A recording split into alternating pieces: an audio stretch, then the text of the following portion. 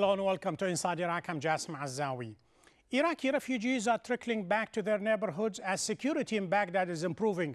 But is this progress permanent or fleeting?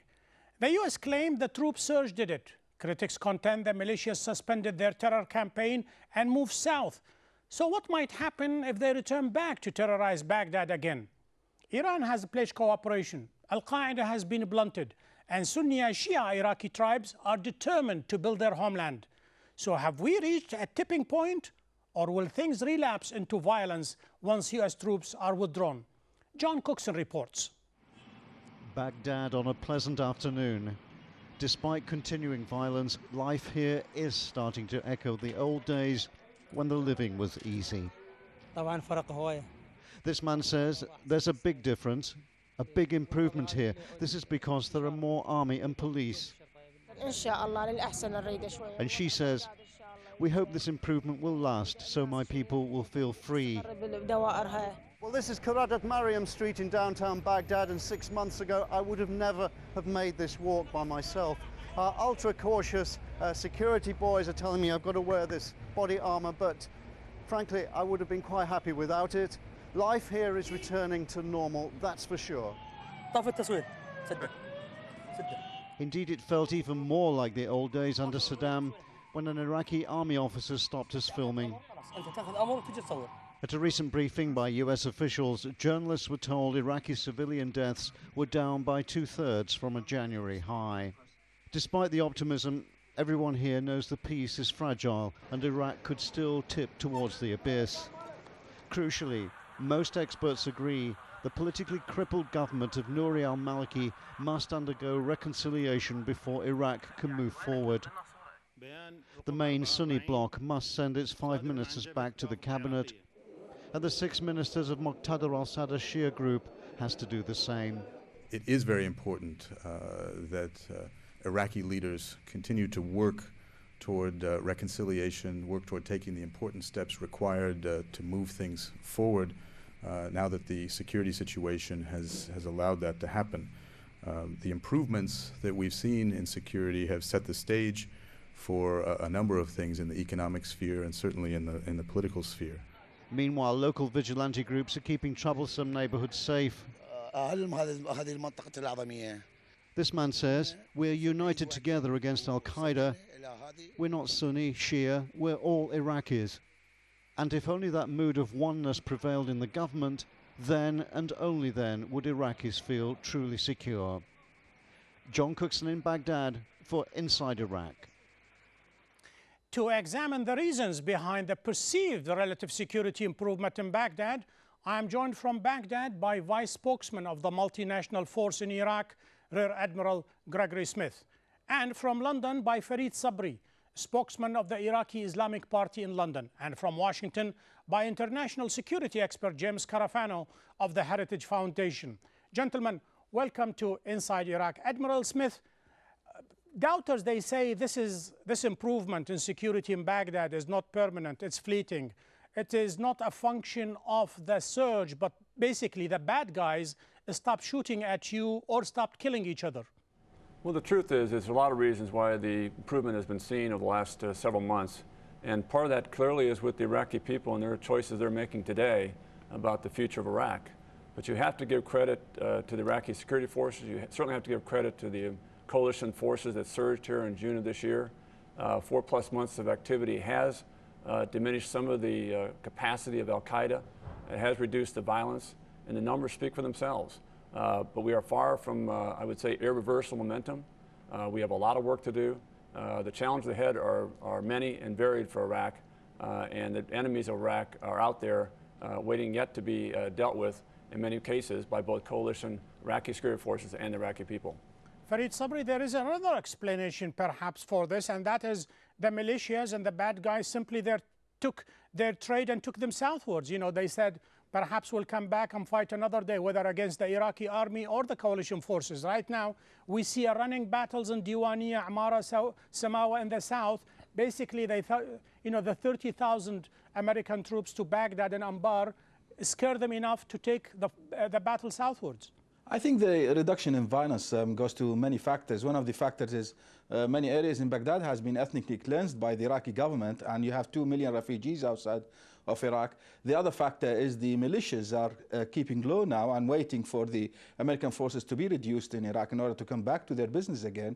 We've seen last week the Iraqi government has enlisted 18,000. Mr. Nouri al-Maliki has decreed that 18,000 of the militias to be included in the Iraqi security forces. We hope, I mean, this will be reversed, because otherwise the reduction in violence will be not permanent. And the other problem is most of the militia leaders have escaped to neighboring countries. So unless the American government and the coalition forces in Iraq stresses and pressurize the Iraqi government in order to stop its help for the militias and enlisting the militias in the Iraqi security forces, I think we'll see an increase in violence after a while. There isn't much killing to be done anymore. Most of the mixed neighborhoods have been cleansed. Most of the slaughter has happened, and it's just a function of the numbers. You know, there are walled communities, and people cannot get at each other, and that's why we are seeing the relative security improvement.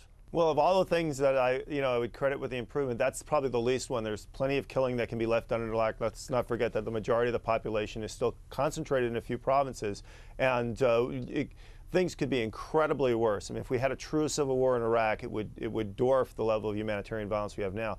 The real issue is we're going to continue to go forward, and is this a tipping point? And you also know I'm a military historian. Historically, we say is when we reach the tipping point, usually it's not months or even years later before we actually know that we've crossed a threshold. So progress is good, but certainly there's no reason for complacency here. There's a lot of terrible things that can happen in Iraq if progress doesn't continue. And the notion that progress at this point is irreversible, I don't think anybody should be confident in that. Well, let us take one of those points perhaps leading to this complacency.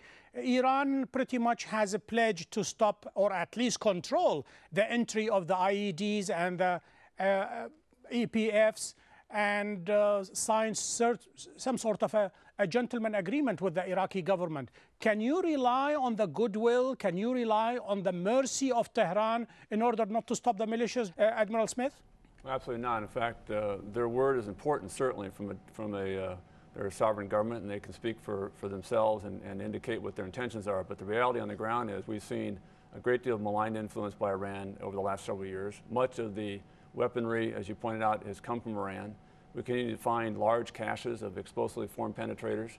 We continue to see arming and equipping and training of militia forces here inside Iraq. Historically, we know that Iran ramps up and ramps down violence in the Middle East depending on what's in their interests. So the fact that things are a little quieter now, that could be intentionally coming from Iran. But again, Iran could turn around in a very short time and decide it's in their interest to see violence go up and things could go back. So what Iran does is, is cold comfort.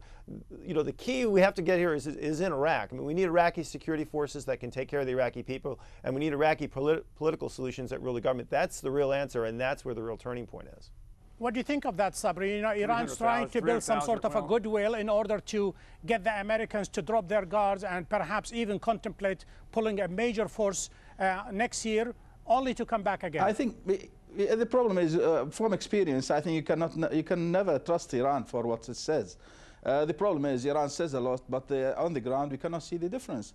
As I said, the Iraqi government is heavily infiltrated by Iranian influence, and the question of the militias, which is being included in the Iraqi security forces, and the refusal of the Iraqi government in order to clear the Iraqi security forces, really this is very dangerous. I mean, this is a time bomb, could explode in the future. Well, let's ask the Admiral, this will come to haunt you, Admiral Smith.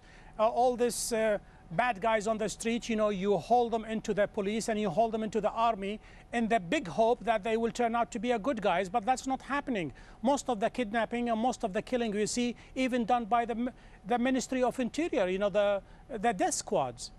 Well, I think those comments are somewhat dated. The reality on the ground is that there are now over 70,000 concerned local citizens who have stood up and made a pledge back to the Iraqi government that their goal is to work alongside the government of Iraq to reduce the violence in their neighborhoods.